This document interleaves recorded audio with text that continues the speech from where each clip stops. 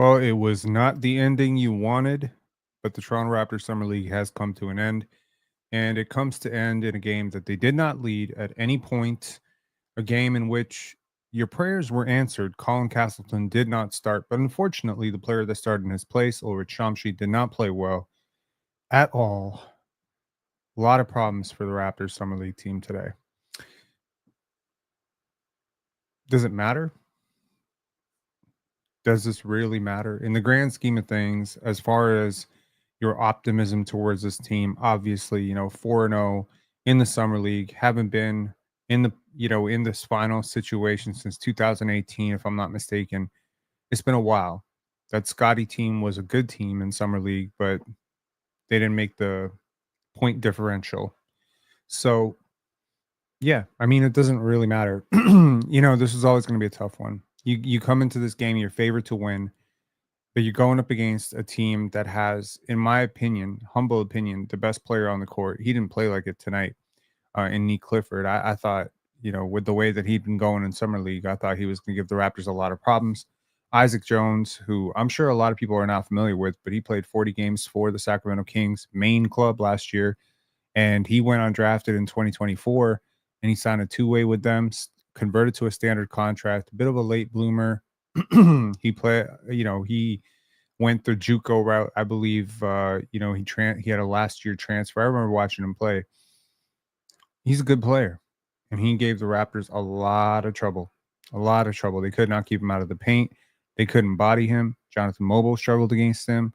Colin Murray-Boyle struggled against him. The Raptors as a whole just consistently got beat on the perimeter over and over. Their jump shots did not go.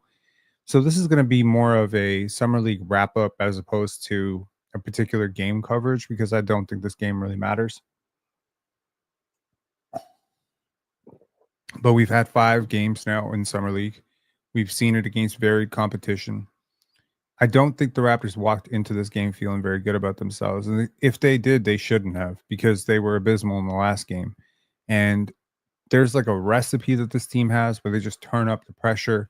They force a bunch of turnovers. Well, going into the fourth quarter, they'd only forced 10 turnovers in this game, which is a far cry from the damn near 30 they've been forcing for the rest of the games, and the 30 they forced last game, and the earth-shattering 34 they forced in that game 1 win over Chicago. But if we're being honest, that game against Chicago is why you were in the playoffs to begin with. That's the truth, right? There were, I think, 7 undefeated teams in summer league. The Raptors happened to be the number 1 seed. The Sacramento Kings happened to be the 4th seed. But when you play a season, quote unquote season, this short, there's going to be some small sample bias. And apart from that game against the Chicago Bulls, the Raptors did not look like a 1 seed, but they beat the Chicago Bulls by so much that point differential continued to favor them. Now, there's a lot of good things to take away from Summer League, and I think there's some obviously not so good things to take away from Summer League. So let's just go player by player. Obviously, the Raptors really missed AJ Lawson in this game. They did get Jonathan Mogbo back. Sorry if I'm a little bit somber. It's hard to be like super excited, even though the Raptors did come back in the fourth quarter and they closed it to a 1-point game. A lot of mistakes down the stretch. They end up losing the game. We did cover the game on playback, although you would be forgiven if you walked into playback and thought we weren't really covering the game. We were just talking about New York for the whole time. But I was really honed in on the game. When the conversation delved into other topics, I was still really just focused on the game, because I'm not going to lie to you, I wanted this one. I really did. I really wanted this team to win this game. And now I'm kind of backpedaling a little bit. And I'm just like, okay, come on, man. How desperate are you? Just because you haven't made the playoffs, your team hasn't made the playoffs in a while, is that really a reason to get so hung up on Summer League? I think as part of it was just I really enjoyed the grit that this team played with, and I wanted to see them get rings for it. You know what I mean? Like, this is a fun team to root for, but it's a deeply flawed team.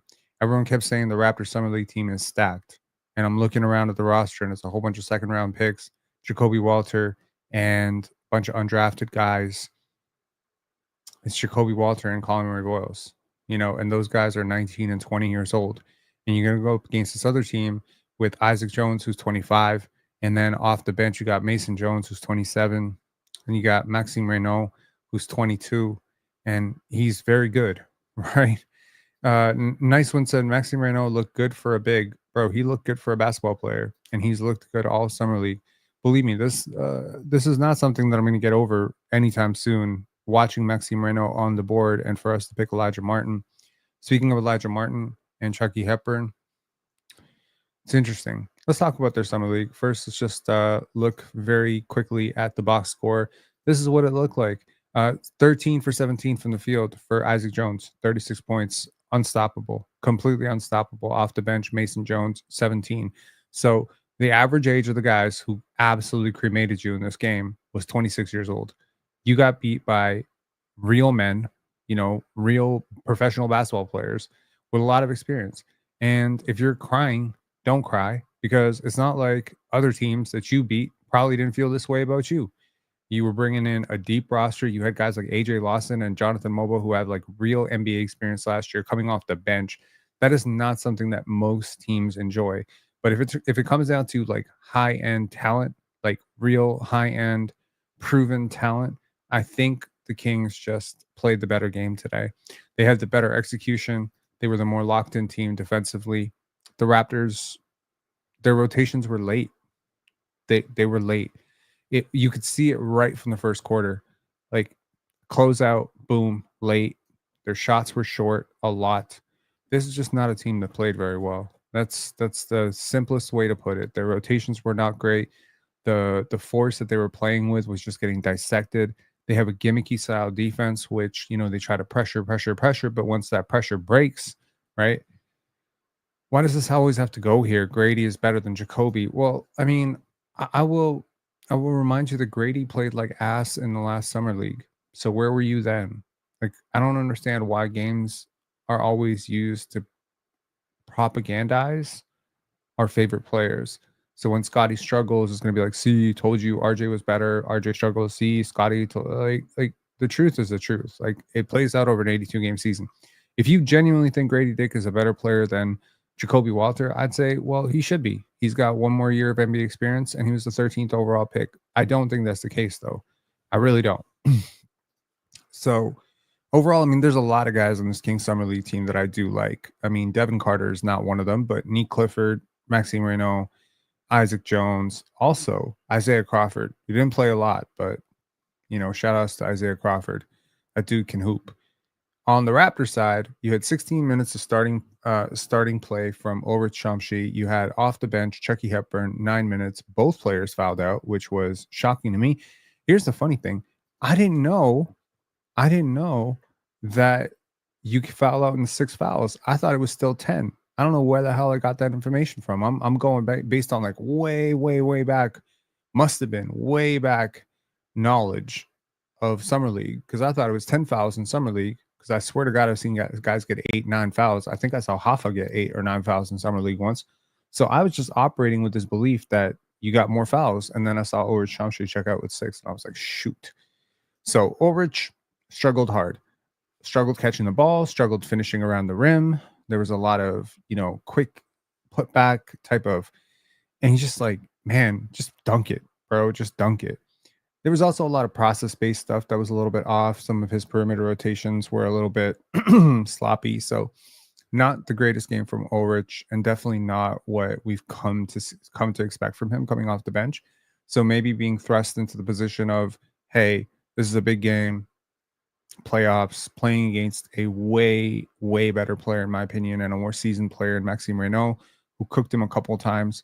That's tough. But that's part of the game. That's part of the grind, and that's part of the process. Nobody said Ulrich was, an NBA player out of the box. In fact, I did a Q&A or Ask Me Anything, an AMA on Instagram today. And, if you don't follow us on Instagram, definitely go check out PENSARE BASKETBALL on Instagram.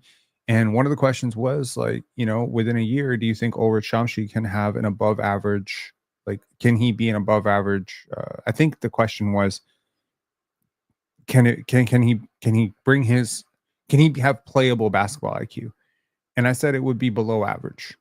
Like, he might be playable because of all of his physical strengths and his motor, but he's not going to be an NBA player in terms of his mind for a few years. And you're going to have to be patient. And I know that interview we watched with Darko Rakovic yesterday preached patience and the lack of immediate gratification that's going to come through the process. I think the Raptors did do a lot of really positive stuff in the summer league. I don't think you need to be too bummed out by a particular box score. If there is one box score that box score casuals, if you're a box score casual who didn't watch this game and you're just going to tune in to see what Colin Murray Boyles did, this game was on ESPN, by the way. So, oops. Not a lot of people watched it, but oops. Uh, damn, right? Like you want Colin Murray Boyles to take more than 5 shots. Like you just do. You have a certain expectation that shoot. Like he's our top 10 pick. He's the highest pick on the team. He's the centerpiece. A lot of people yesterday were victory lapping all over my timeline, like, see, you're an idiot. Colin Murray was way better than Carter Bryant, et cetera, et cetera. I would say chill, honestly, just chill. Like he has not been good or great. He has been reasonable for what he is. And what he is a player who is playing his first summer league after coming off of an adductor strain, which is important to realize too. I think he showed you that he was exactly who he was advertised. He's a good defender. He is positionally versatile. He has a high motor. He's extremely intelligent. The shot creation stuff, one thing to do it in college level, another thing to do it against grown men who are bigger, stronger, longer than you. And that is the thing.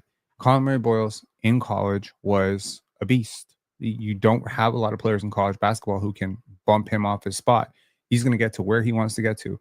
His handle is above average relative to where you think it should be or where you think it probably is. I think it's better than what you think it is, but I just don't think that he has that type of physical advantage. So he's going to have to craft his way, right? He's going to have to use pump fakes and craft and footwork and intelligence to get his game off at the NBA level, because I promise you, he is going to get blocked a phenomenal amount. Like he is a very crafty finisher around the rim and stuff, a little bit like Jalen Brunson and Fred VanVleet and stuff. He's going to face some opposition from bigger players. He's going to face some tall trees in there, and he's just going to have to outthink it. And unfortunately, it's very predictable right now because he can't shoot very well. He went 0 for 2 from 3 and shot 28% from 3 prior to this game. So he ends up closing out the summer league pretty much shooting 20% from 3. Like that's going to have to improve. And he's not alone. Like if he was the only spacing problem on this team, I think he would probably be okay. If you could put a stretch big next to him, I think he would have some space to operate, but that's not the case. Whether you put him next to, a Jonathan Mogbo, which the Raptors ran that lineup very often, or you put him next to a Colin Castleton, or you put him next to an Overt Chomsky, nobody's being guarded. So everyone is kind of congesting, getting in each other's way. The spacing is awful because everybody knows the finish is going to be at the rim. It's not going to be a pull-up jumper like with Scotty or, with Brandon Ingram or with RJ. There's no threat of that right now. And if he makes the pull-up jumper, boom, like you live with it. So he's going to have to learn to keep defenses honest some other way. Otherwise, he is going to be a role player for the rest of his life. So tough outcome for Colin Murray Boyles, but I overall love the defensive effort that I saw most of these games. He's been very low error, for the most part. He's been very low error, and I think last game you saw him kind of get loose because I think the competition that you were going up against in the last game was just awful.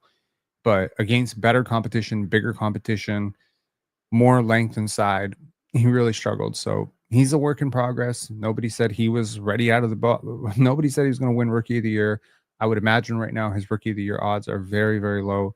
He is a backup big wing type, and you work with him, and this is probably something that's going to benefit them a few years, right? Manny Crypto said, "Are we still in semifinals?" I don't know what happens with this game. Like, do you play another game to determine who's third place? I don't remember how that goes, but if the Raptors are playing another game, cool, we'll definitely watch it. But I wouldn't be surprised if they just sort of rest some guys and, with nothing else on the line, just go let Chucky Hepburn and Tyreek Key and Jarkel Joyner and guys like this just go off, right, for a final. This is as much an evaluation for the team itself. Like, this is not really about like winning and losing. This, it's about establishing good habits, about seeing who is coachable, who is not coachable, who's working hard, who are the guys that you really want to go into training camp with. And I got news for you. There's a guy on an Exhibit 10 deal right now, David Roddy, who probably could have been your best player in the summer league. That's the gap, right? You got a guy who just signed on a minimum contract, right? Minimum contract in Sandro Mamoukelashvili, who probably would have been your number one option. This is the gap that people don't want to talk about, and that's the gap. The gap is between being a grown man who's 25, 26, and being a kid who's 20, 21, who's still got a lot of growing to do. Now, obviously, most of these players were stepping up a spot. Jamal Shed started out very, very herky-jerky, like very terrible. A lot of turnovers, really tough, but he really turned it up late. I think there was a lot of positives for Jamal Shed. Overall, a disappointing summer league, you would say, but going 2 for 6 from 3, that to me is a positive. The fact that you're willing to take 6, that you look comfortable taking those shots. There's a lot of players on this team that are a jump shot away from being good role players. Seriously, go name them. Who are the players on this team that are one jump shot away from being really good role players? Like 6 of them, 7 of them. The problem is you're not going to be able to play all of them at the same time, so that's just going to be, what it's going to come down to. Now, Elijah Martin did get it going a little bit there, got to the line a whole bunch, made a 3, missed 3 3-pointers.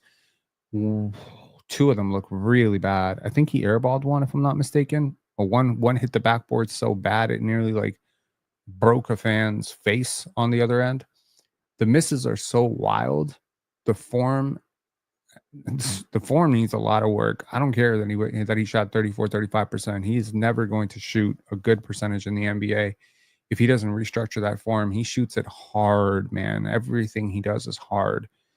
I was really attentive to his pressure defense and point of attack defense. Looked a little bit better today, if I'm being honest. It looked a little bit better today.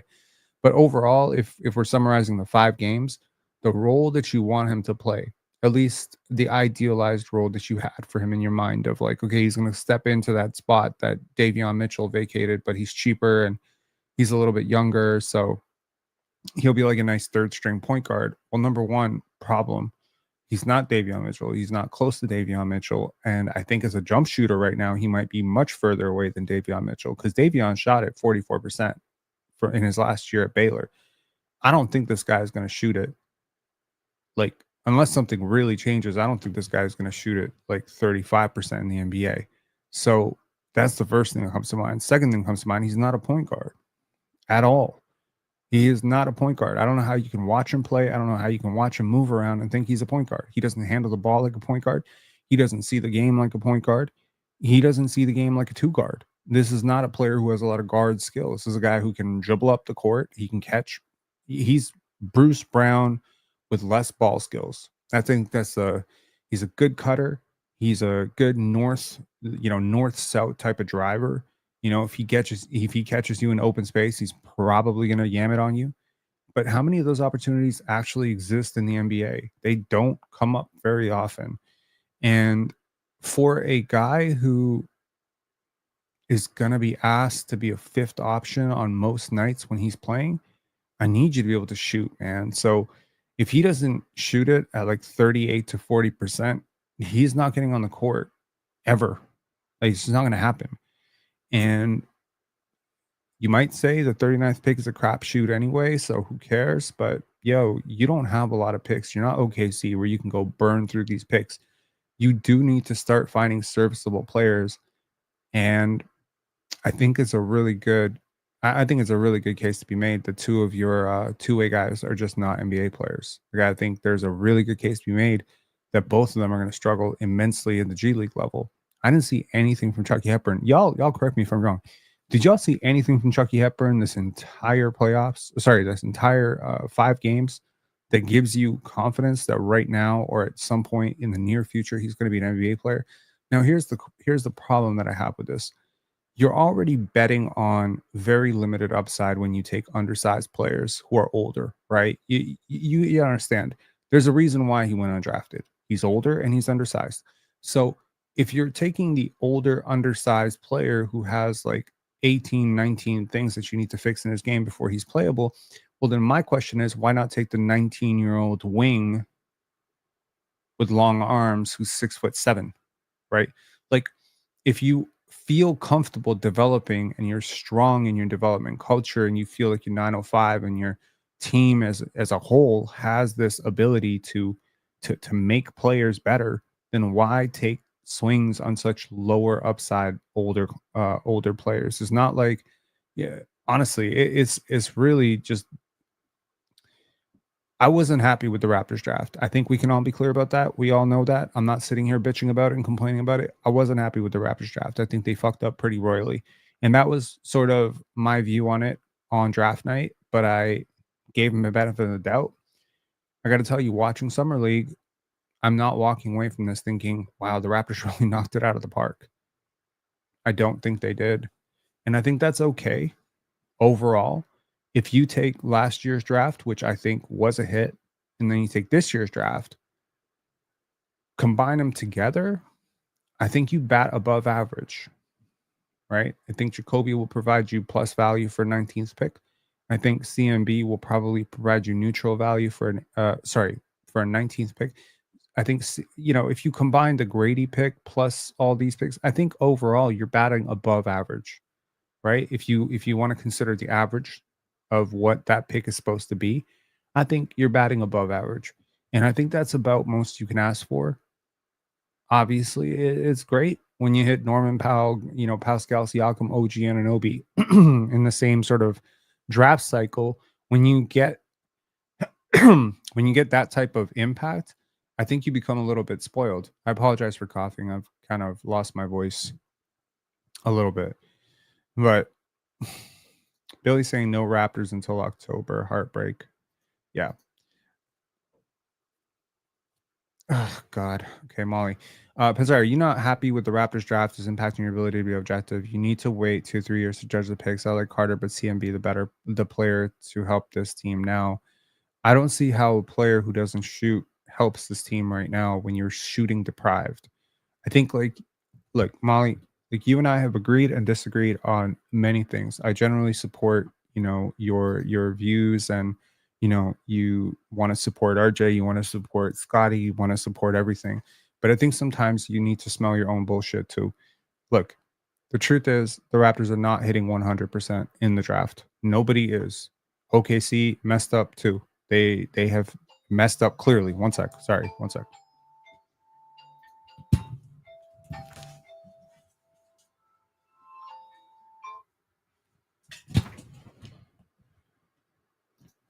I have never had an alarm go off during a live stream before. I apologize for that. I got a whole bunch of alarms set up for stuff, and I don't know what the hell this one was for, but let me just mute everything. Mute. I apologize. So, yeah. So what I was saying was, I'm not being objective about these players. Like, I had a very clear understanding of who Colin Murray Boyles was, and that's why I put him 8th on my draft board. I'm willing to agree. I'm willing to bet any amount of money you want to bet that I watched much more Colin Murray Boyles than you have over the last 2 years. So please don't tell me that I'm not being objective about these players. I don't think you're being objective about these players because I don't think you've watched them enough. I think you're seeing that the Raptors picked them, and I think you're running to their defense. But the truth is, you supporting Elijah Martin or not supporting Elijah Martin is not going to make his legs move any faster or his limbs grow longer or his jump shot look any more functional, right? So it's not like I'm sitting here like lamenting over it or crying over it. I'm just letting you know that Maxime Renault is a better prospect than Elijah Martin. I don't think that's controversial to say. I don't think there's anyone in the world that I would like to talk to the person in the world who disagrees with me on that one. Please come up. Let me know. What the fuck are you looking at? So this is the thing. You have a team full of a lot of scrappy physical defenders, and I appreciate that.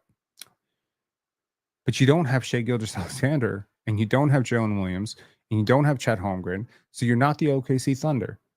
And these guys, last I checked, the OKC Thunder defenders who are playing at this level are elite defenders. You didn't draft elite defenders. You drafted good defenders. But Chucky Hepburn and, granted, undrafted, Chucky Hepburn and Elijah Martin are not elite defensive prospects. They're good defensive prospects. Anyways, we got Recruiter Dude. What's up, man? How you doing, Rob? I'm good. How are you? Good. No, I agree with you that the draft wasn't a home run. I don't think that's controversial at all. I know people are going to complain. I agree with you too much, maybe. but I think the proof is in the pudding. I basically just called in to bitch about Mogbo a little bit because I've been rooting for this guy for like months. Like he's a player that I really like for a Yeah. lot of reasons, and I think he's really fucking up his future. Like I think he has a team option the following year, Right. and maybe I'm being dramatic or like overly alarmist. Like I like you, I really wanted to win this game. Like I wanted them to get that ring. I know it's sort of like a novelty thing, but I just really wanted that for this team, you Right. know, on the back of like a lot of great effort and great character building and culture. And Mobo just goes out there with the whole world in front of him and just shits the bed. And like it's just maybe I'm being too harsh. Like it's just a little bit unforgivable for me for where this guy is, a 23-year-old, you know, who Mhm. has good IQ, good intangibles, sold himself as a utility player. He got quite a few minutes last year, you know. I don't know. I mean, I thank God he's got Darko because if he didn't have Darko, I don't know. Now I'm doubting if he's even an NBA player. And I just feel a little bit resentful. Like he really fucked that up. And he could have been, this was a game for him to shine and do more, you know? And I don't Mhm. know how you feel about it. I don't know. I I remain a very big Jonathan Mobo defender. For the most part, I think his defense last year was above league average, which is really hard to do as a rookie. And I know that, he'll be branded as a 23-year-old, but I don't think that's where his game is at. I think there's so many elements of his game that are natural to him for a player of his athleticism. Like the difference between a Jonathan Mobo and someone like an Elijah Martin or Chucky Hepburn is enormous to me because one of these players can become a positionally versatile, 1 through 5 type of defender.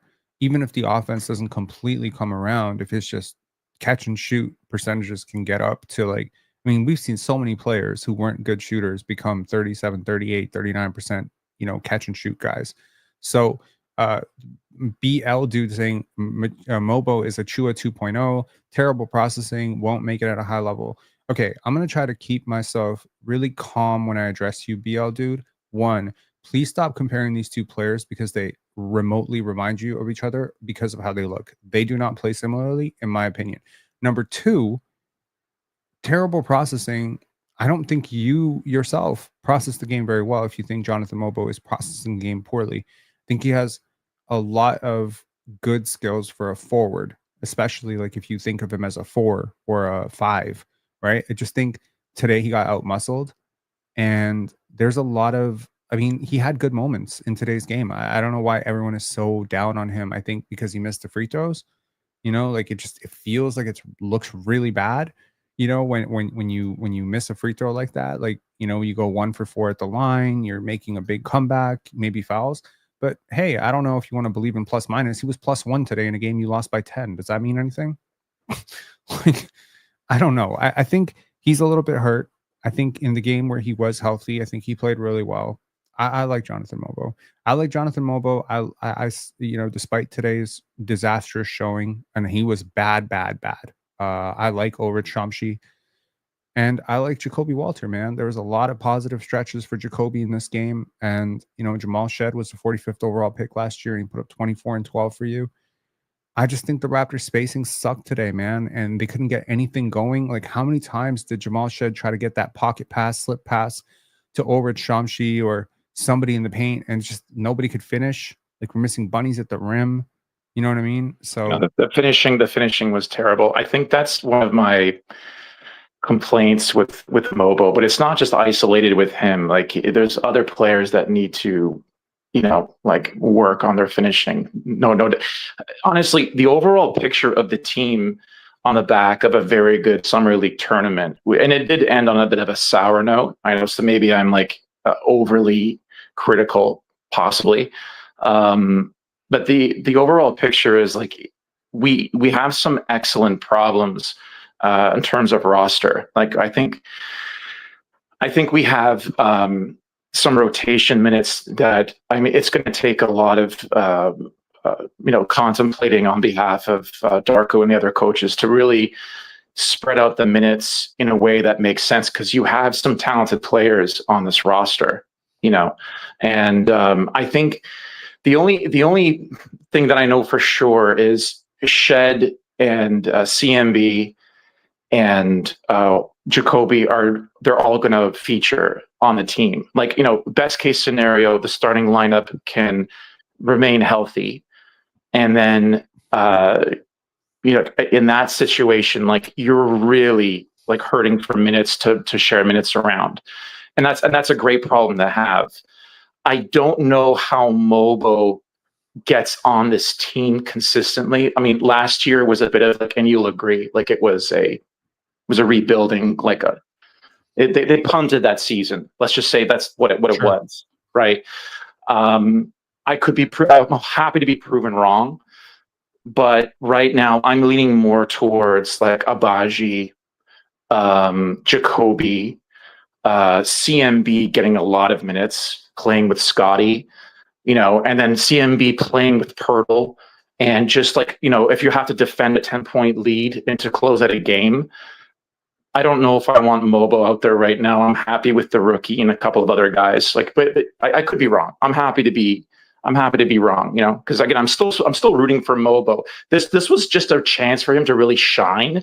I just think he blew it. So he could be hurt. I don't know, but he is hurt. He missed the last game because he was hurt. I point to the screen to show you Jonathan Mogbo's crafted page. 76 percentile defender as a rookie is one of the best marks on the Toronto Raptors. In fact, the only Raptor that I can think of, the only two Raptors that scored higher than that were Scotty and Jakob. So doing that as a rookie is impressive. Now, I'll also say that he's a late bloomer. He is a player who had a late growth spurt, not a player who played a lot of really high level basketball. I mean, he played basketball his whole life. It's not an Ulrich Chomsky story, but he hasn't played like the highest level of basketball, collegiately. And so there's a bit of we'll see where he's at when he's 24, 25 years old with him. And I think the only thing you need to really ask yourself with Jonathan Mogbo is, does that athleticism translate? And I think the people who compare him to, Precious Achua, like, really aren't watching these games, in my opinion. He is an intelligent basketball player. Precious Achua made like one brain fart after another, and he's also very consistent, in my opinion. Like, the things that he cannot do, he consistently cannot do. Not a great free throw shooter, really good offensive rebounder. He's a very, very good passer. I mean, I would love to see Precious Achua score 81st percentile in passer rating. It will never happen. And it never can happen because he just doesn't see the court. Like, yeah, Precious Achua is the epitome of, I run the break and I get in someone else's way. You run the break, I miss you completely. That's the Precious Achua special. So I just think they're so different in that sense. But what unites them, and ultimately what made Precious Achua a high rotation player for us the last time we were actually in the playoffs, is he can switch.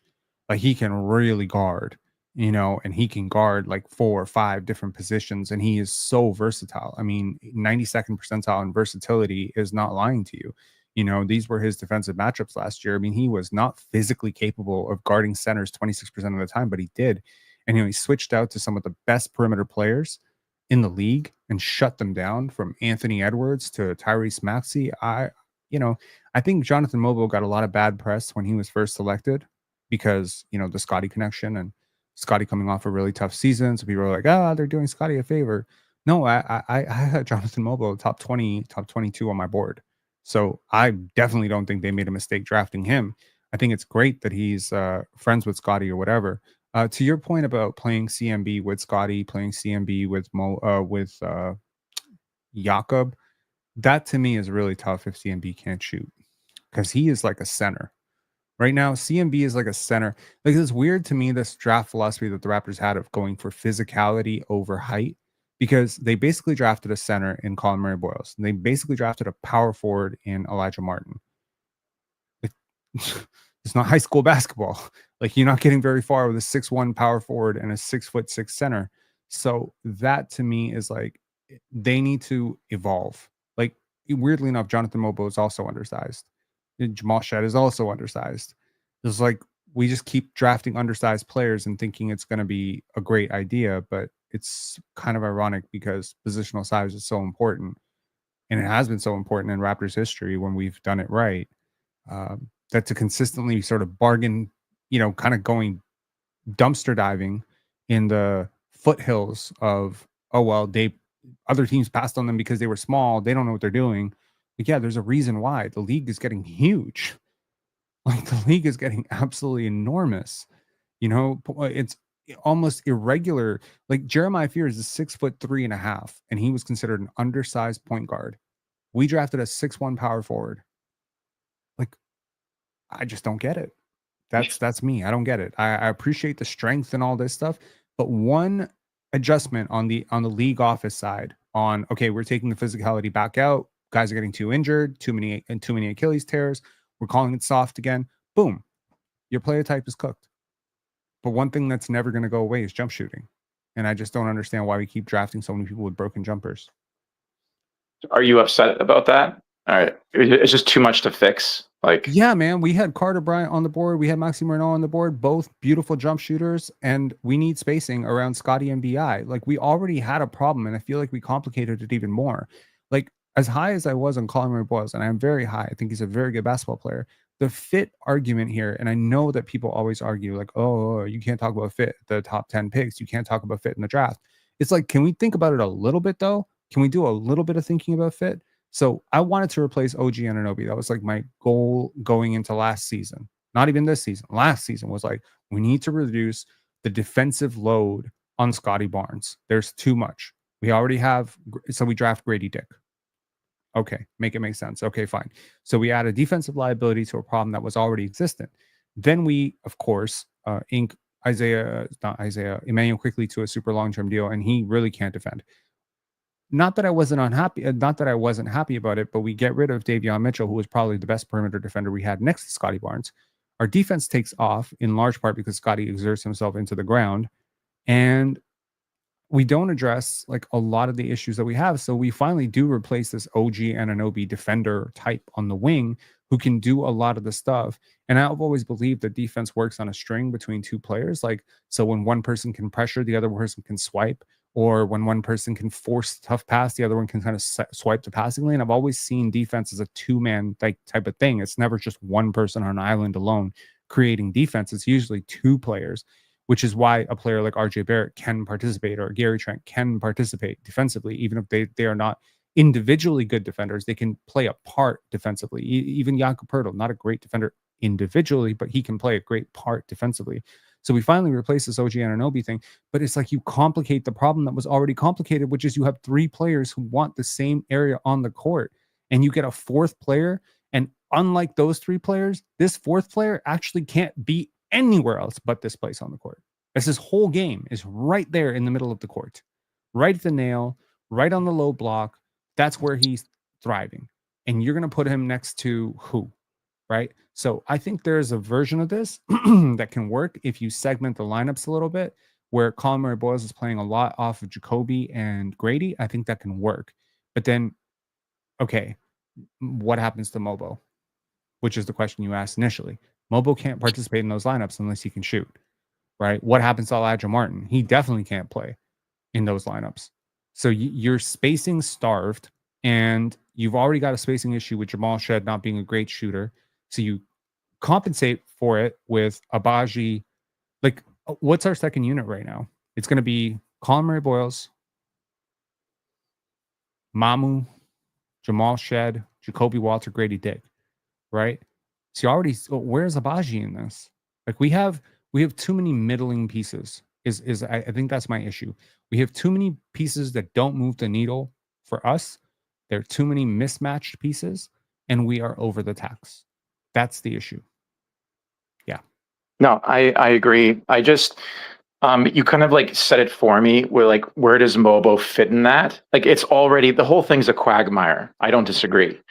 I'm just like, while you were talking, I was looking at the team payroll, and I'm like, whose options are going to be picked up here? Like, do I really believe Mogbo's option, his team option, is going to be picked up? And again, this is not just the summer league. He had a couple of good games. Let's just put that aside for a second. Mogbo, a couple of other. Like, I just don't see them having a long-term future on this team. And so now it's like, what are we going to start prioritizing? Because Dick hasn't been good either, but he's a lottery pick.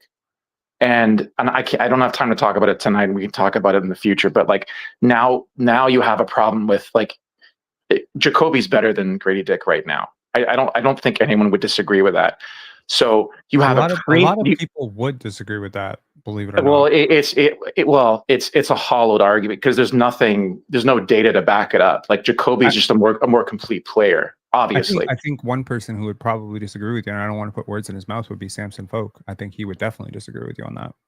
Well, he'd probably say, well, Grady's got the gravity, and okay, but Jacoby, he doesn't have any gravity either. And by the way, he has more levels to his scoring as a younger player than Grady right now. Even though Grady had flashes of like scoring tangibles, but Grady's not like a scorer.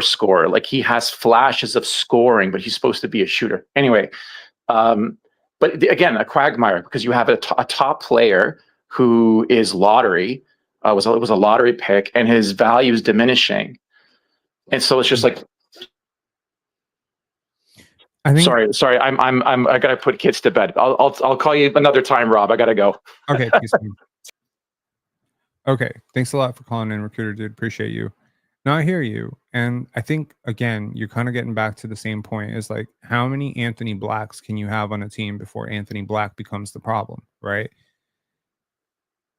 Red Salute said, isn't Reynaud a sieve on defense? As much of a sieve as you can be at 7 feet tall and athletic. So no, not a sieve on defense. He's not a good defender, and there were a lot of questions about his quote unquote toughness, but I think he can probably leverage the size and be average. I think he'll be an average defender. I don't think he's a physical defender. I don't think he's a great defender. I don't think he's a great switch defender, but he's 7 feet tall and he can put his arms up. He can be fine. But I think what he does for your offense is important because he can. I think you're overextending what you think. If you're the Toronto Raptors internally, I think you're overextending your belief system in terms of what you think Brandon Ingram and Scotty Barnes can do. Those players need space. They desperately need space. You have very few players who can provide sufficient amounts of space for them. One potential, let's say, way to fix this, balance this roster out a little bit, is to, I think you're 2 moves away. So you have all these pieces that don't fit, in my opinion. You have all these guys who need to be in the middle of the court. They have great playmaking upside, but not a lot of great finishers, especially from outside 5 feet, right? So my view on this, and this is a trade that has come up numerous times, and I have no idea why the Kings would do this. I have no idea why the Kings would want to do this, but if you were to swap Malik Monk for RJ Barrett, you create one problem and you solve another problem. You solve the problem of spacing, especially if Malik agrees to be the 6th man. You solve the problem of initiation and creation on the second unit because he's not nearly as highly paid or maybe even highly regarded as RJ Barrett. So you don't have that, oh, we have to start him. But he is, in my opinion, a better player. You get a really good playmaker to play with guys like Jamal Shed, Grady Dick, Jacoby Walter, etc. Maybe that's the type of player that Colin Murray-Boyles really needs to play off of. Malik Monk, Colin Murray-Boyles, that works. I think we saw a lot of flashes of the things Colin Murray-Boyles does well. I think we saw efficient rolls to the basket. We saw some good finishing around the rim. Let us hope that continues at the NBA level. Guys, he's going to get better. Like, I promise you, CMB is going to get better. I don't know when he's going to learn how to shoot. I don't know at what point he's ever going to be respected. I don't think that day is ever going to come. But he is going to be a much better basketball player. And I think he's going to be a lot better than his numbers in Summer League show. I think when you put better players around really intelligent players like Colin Murray-Boyles, I think they tend to show you more value.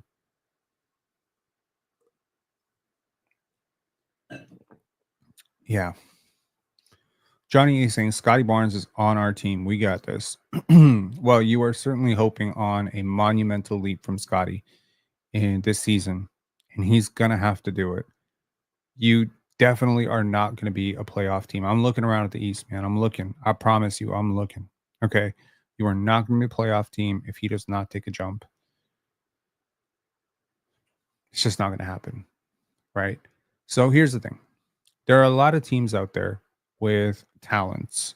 Okay. I want to consider like the Memphis Grizzlies, who a lot of people are picking to finish outside the playoffs. They have uber talents. They have guys like Jaren Jackson. They have, a guy like John Moran, Santi Aldama. Santi Aldama is probably a starter on this team. I don't know what to tell you. He probably is. Zach Edey is your definitive backup center. 100%. 1000% he is your definitive backup center. Those guys are fighting for rotation minutes. Gigi Jackson is probably, between Gigi Jackson, Vince Williams Jr., and Jalen Wells, you probably have a better guard rotation among those three players, at least in terms of impact, than you do with Jacoby, Grady, and Ochai. So again, you see your own players way too often. You start to overrate your players. You don't watch other teams play. If you don't watch other teams play, you can get kind of bogged down in your own bullshit.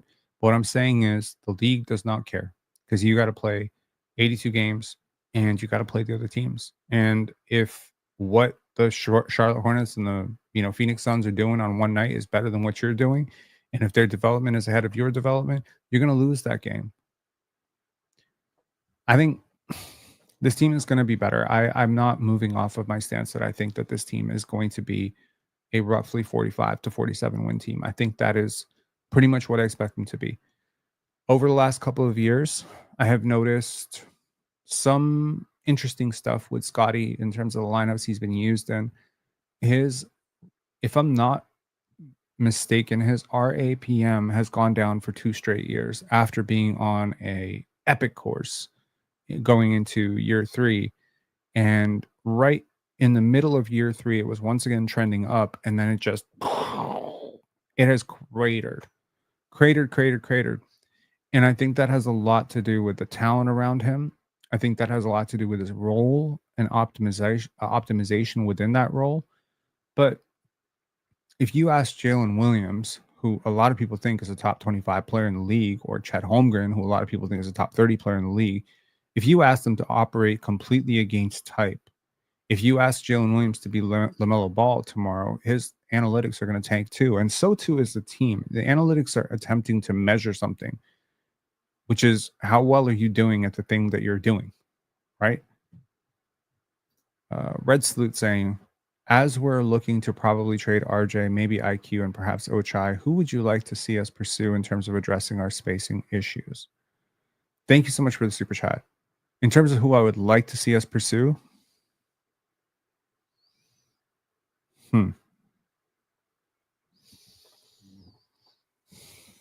Trey Murphy, Herb Jones, Cameron Johnson. Those are 3 players I really like. I don't think Shaden Sharp's available.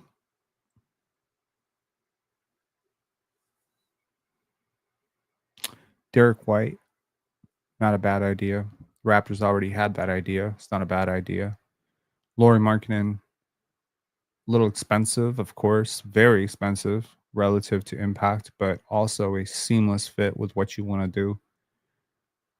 And it's just a complication of things where this might be a philosophical thing, right, with me. I don't like players who don't shoot well. Okay. Now that's funny because my favorite player is not a good shooter. But in terms of the idea of pairing multiple of those players, like if you got 1 Russell Westbrook, cool. 2 Russell Westbrooks, problem.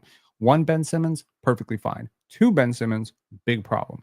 There's a few things fundamentally that I don't like. Number 1, I do not like players who can only guard 1 position. I definitely don't like players who can guard 0 positions, but I don't even like players who can only guard 1 position. So for me, you got to either be able to guard up or down 1 position for me to actually take you seriously on my team, which means Jacoby passes the test, Jonathan Mogbo passes the test, CMB passes the test, Brandon Ingram passes the test. There's a lot of players that pass the test, but then there's certain players that don't pass the test. And those players are the players that I consistently am saying, trade this, because those are the players that do not match that number 1 thing. The number 2 thing, off-ball stuff. When you do not have the basketball, what can you do without the basketball that creates opportunities for the people who do have the basketball? Vice versa, when you do have the basketball, can you do something for somebody who doesn't have the basketball?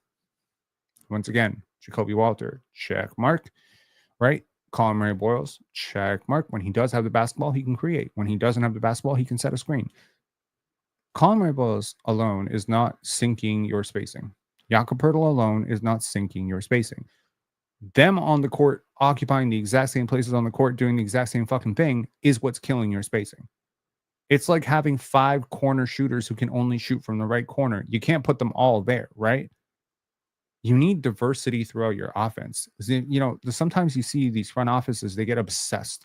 And the Raptors have done this multiple times. It's so interesting to me that this team would go through Vision 6-9, where they felt completely in love with this particular archetype, which is this raw, twitchy wing who can guard, 3-4 positions, but doesn't necessarily have the greatest ball skills. Your Precious Achiuwas, Chris Boucher's, etc. Like, they just wanted to stack all these guys on the same roster and then pad them out with, guys who sort of fit that mold, but maybe complemented it a little bit more, like Otto Porter, Thaddeus Young, etc. And they just wanted all these guys to be big. And that's great, but you need someone who can dribble the basketball, right? You need someone who can shake, shift the dribble and hezzy tween a little bit and create their own shot in the half court. And when you don't have that, then you end up with the 27th or 28th ranked offense in the league, and you end up with these low efficiency, fucking bullshit.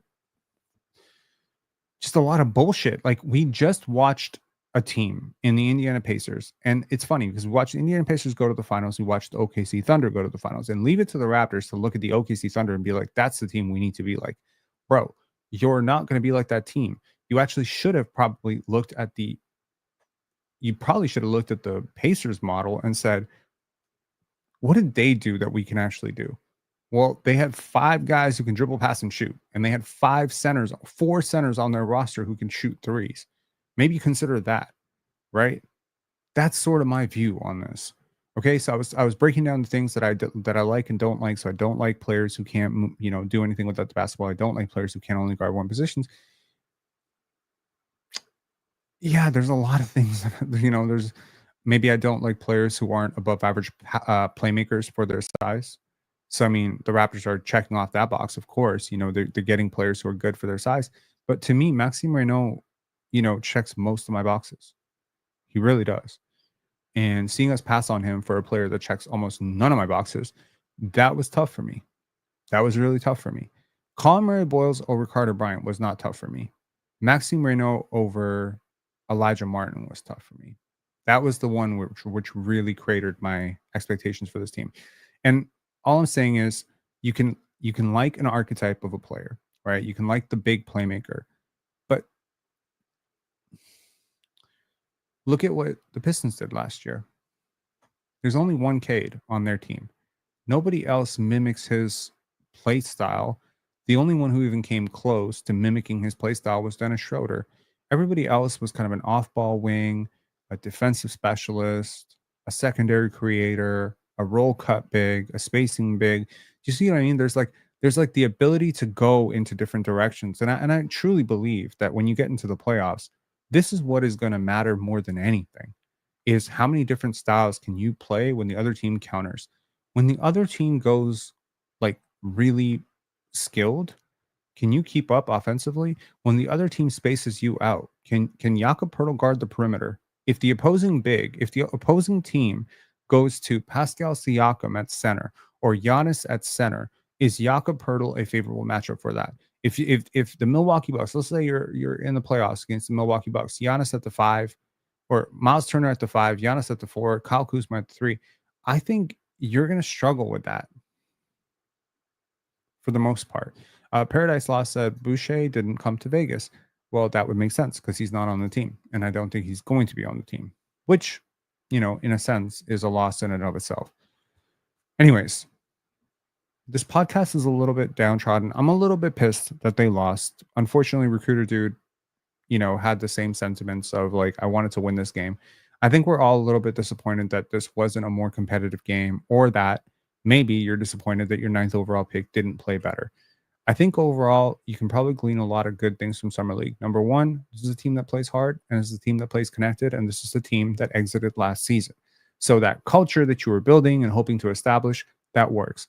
There's a really brilliant quote by Brandon Ingram where he was talking about all the beautiful things you can do for this team. And then he said, I see the way they guard. I don't want to come in and mess that up.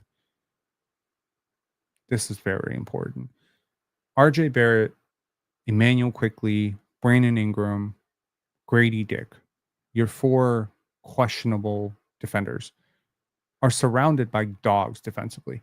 And they can take this to mean one thing or another, but the way the Raptors play defense, if one person does not participate, the whole house of cards falls apart. So I think it's been hammered home that, okay, Colin Murray Boyles and Scotty Barnes are going to do a lot of heavy lifting for y'all, but you have to participate. And if you do not participate, you will sit. when you make it easy for athletes, right? Even if that athlete is a super high paid former all-star like Brandon Ingram, or a former first best player in the country, top player in the country like an RJ Barrett, when you can make it simple for them and say, listen, if you guard, you'll play. If you don't guard, you'll sit. I think it challenges the player in a positive way to participate better. And no one is expecting RJ Barrett to go out and be a lockdown defender. But if he can just continue to be as good as he was last year towards the end, I think it'll go a really long way to helping this team out. I think the starting lineup has some juice. Okay. Especially if Scotty can shoot, they really have some juice here. Okay. That is in theory, a lineup that has a lot of good things going for it. And it's not easy to imagine that there are going to be many teams in the league that are just going to be able to shut down Scotty, RJ, BI. The problem is when these three guys are really going, they all occupy the same fucking place on the court. And the player you need to put next to them in terms of a center is more in the Miles Turner, Naz Reid setting. So you have action going on one side of the court. Let's just say, you have Scotty Barnes. Now, fuck it. Let's say you have Emmanuel Quickly and Jakob Pertl running a pick and roll. Okay. In the middle of the floor, Jakob comes up, does his little thing. He rolls to the basket. The paint is totally congested because one defender is 15 feet off of Scotty on the left corner. The other defender is maybe 5 feet, 6 feet, 8 feet off of RJ Barrett. And they're willing to live with the fact that they have closed out the distance to Brandon Ingram. And so now Jakob Pertl and Emmanuel Quickly have less space to work. So now if you flip it around and you say, well, if it's Scotty, running the pick and roll with BI, where Scotty is the roller, well, I want to know where Jakob Pertl is in this situation. And I want to know where RJ's man is. You need space. You need space in the worst way. I think the super chat that we talked about earlier addressed that. And I think one way to get space would be, ironically, to go out and get a guy like Malik Monk. I think, if he was totally free, I might have considered a player like Norman Powell. We already know that the Toronto Raptors explored a deal potentially to bring Drew Holiday and Derek White to Toronto. So maybe consider that again. Consider, at least Derek White. If the Celtics are really tearing it apart, maybe, and this is why the happiest I've been all off season is when they signed Mamu. Is that funny? The happiest I was when they signed borderline a third string center from the San Antonio Spurs who barely played last year.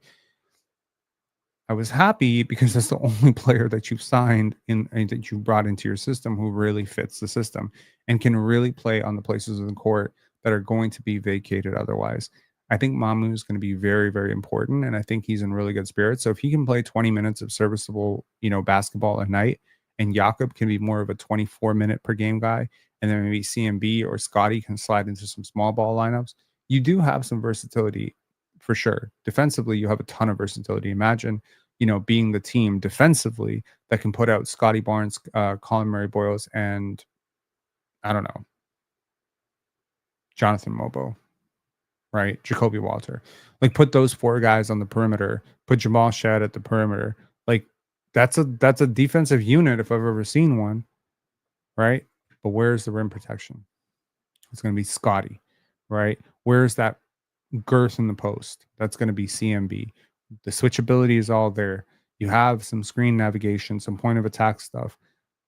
I wonder if at some point you're going to have to come to terms with the fact that none of these guys are doing it at the level of a Tamani Kamara or an Amen Thompson, like that true dog level defensively. And that's the level you got to get to defensively if you're going to be a net negative on offense. And I think right now, the Toronto Raptors have a ton of net negatives on offense. I think Grady Dick, right now, if I'm being honest, compared to a net neutral shooting guard, is a slight negative on offense and a major negative on defense. I think Ochai Agbaji is a slight negative despite his shooting percentage. I think he's a slight negative on offense. I think Jacoby Walter is a slight negative on offense. I think Jonathan Mogbo is a major negative on offense. And so you have all these players that are defensively leaning, but none of them are elite defenders, apart from maybe Scotty. So you're going to need to get better. They're going to need to get a lot better. SP saying CMB was directing traffic on defense. The others weren't listening. I actually saw that. I saw that. And then I'm saying, like, for a rookie, this guy reads the court better than most people. Very impressive. They will be making a move before January because of the cap. I remember hearing a report like that. You are presumably right. Yeah, they do need to clear some tax space, and they're not going to be in the tax for a team that is this bad.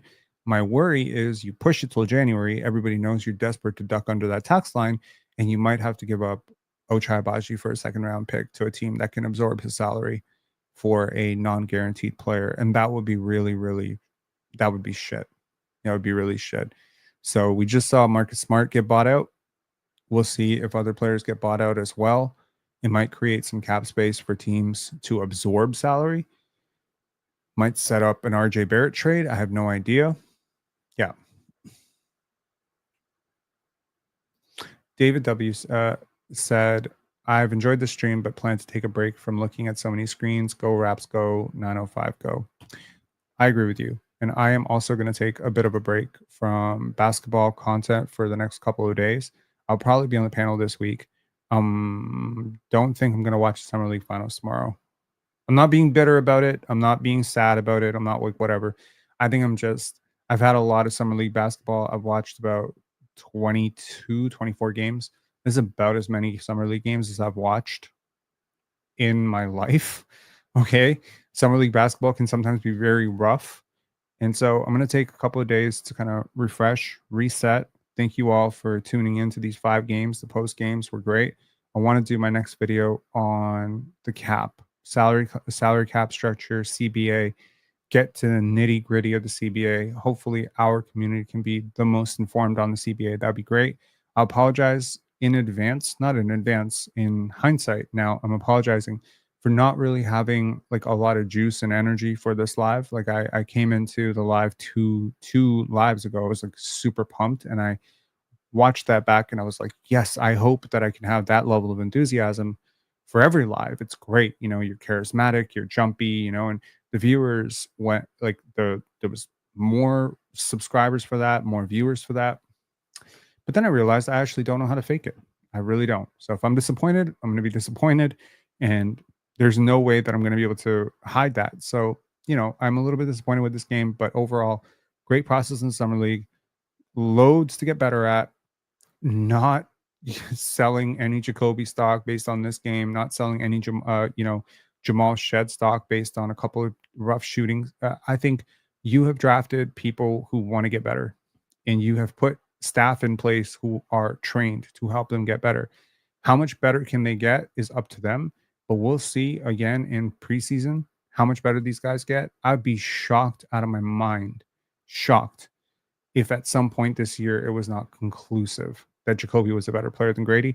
I would also be shocked if it wasn't at some point conclusive that Grady Dick is a much better player than we've given him credit for to this day. I think they're both going to get better. And, I think Ulrich is going to continue to grow in the Summer League. I just think you need to curb your expectations for how much you expect these young guys to do. Like, these were your 7th, 8th, 9th, 10th guys, and you're a top heavy roster. Like, I think that's sort of the way to look at this. Like, if I could have put a Scotty Barnes or a Brandon Ingram or an RJ Barrett on the court tonight, you win this game by 20. That's the gap. Okay. Tommy T said, everyone disappointed in this game. Shamshi scored 0 points. CMB 4. This was our year, and it's over now. Pass the whiskey over, please. I mean, you're free to drink whiskey if you want. You're grown adults, I'm assuming, and it is Saturday night. But I would say that might be a little bit of an overreaction, wouldn't you say? Okay, was there another super chat? I think there was. There was Mr. Against All Odds 78 with a 279 super chat. Appreciate you. Thank you so much. You did not write a comment, but thank you so much for sending that over. Appreciate it. Every little bit counts. And if you would like to get more Pensare basketball in your life, or if you want to ask me a question, whatever, go on Instagram. We're doing an AMA right now. I'll talk to y'all later, man. We will be in better spirits for the next live. I promise you. We gonna be excited about the next one. And by the way, if you haven't checked out the Darko Rajakovic interview, I saw like almost 1,300 views pop up on the original interview after we posted ours. I was like very happy about that. But if you haven't watched it, it's a great view into life, Darko, why he does, how he does, what he does. It's great. So if you want to see the best version of me, you go listen to that video because I was very juiced up for that interview. I was like very excited to talk about it. I agree with you, man. You finished as like a historic summer league defense. You guys competed really hard. I think you saw glimpses of progress from everybody. I think there's nothing to be sad about with the summer league, man. Appreciate y'all. Take care. Bye bye.